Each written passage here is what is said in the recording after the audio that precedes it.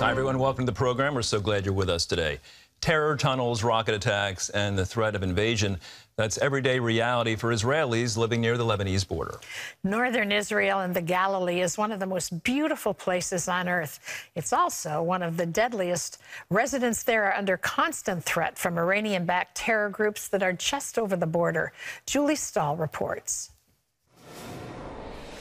On Passover this year, Hamas launched 36 rockets toward northern Israeli communities.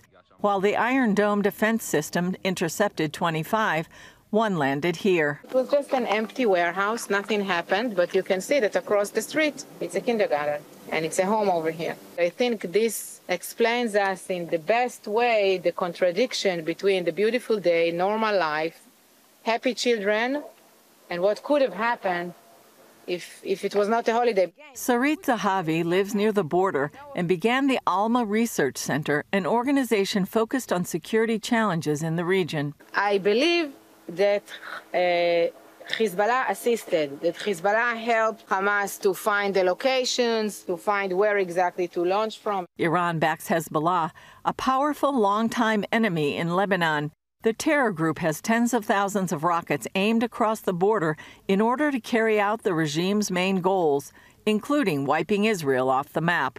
This is the Israel-Lebanon border. The tower behind me belongs to Hezbollah, and they're also building the road, which shows you just how close the threat is. Zahavi recently captured these photos of Hezbollah surveilling the area even closer to the border. Some 268,000 Israelis live within 12 miles of the 49-mile-long Israel-Lebanon border. About 250 of them are in Zarit, a community founded in 1967 that lies about 650 feet from Hezbollah lookouts. In general, it's good for us. Quiet, relaxed, good atmosphere. Everything is green. Everything is beautiful. Born and raised here, 54-year-old Yossi Baranes heads up security and says his biggest worry is the thought of Hezbollah potentially reaching into the community. If Hezbollah would infiltrate, then I would have to deal with it. Against this, we're on high alert all the time. I really was born here. I feel that this is my only home.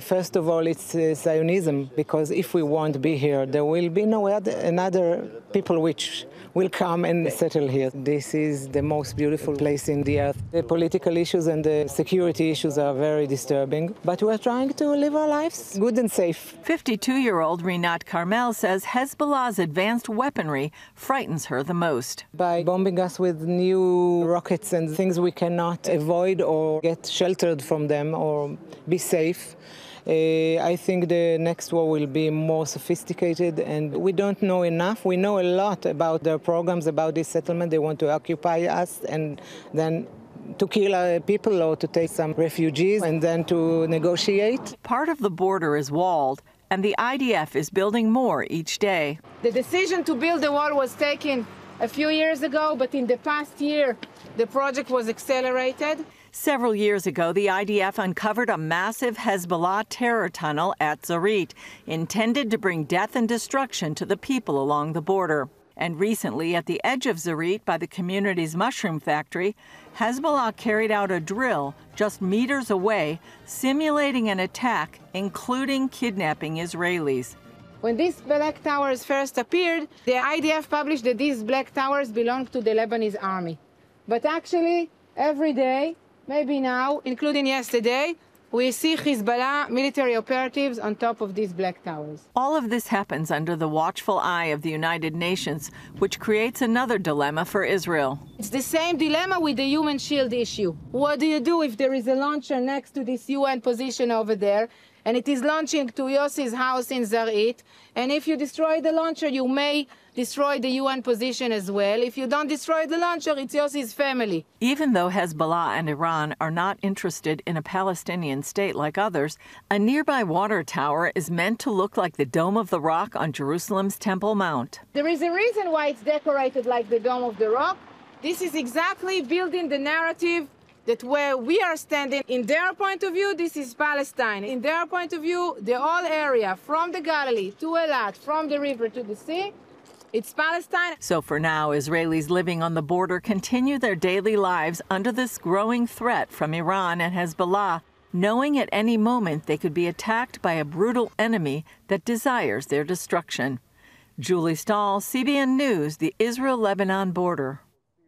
Well, Israel's Iron Dome defense system has an amazingly successful track record, but of course a well-executed strike that it can't detect or get to in time could be catastrophic.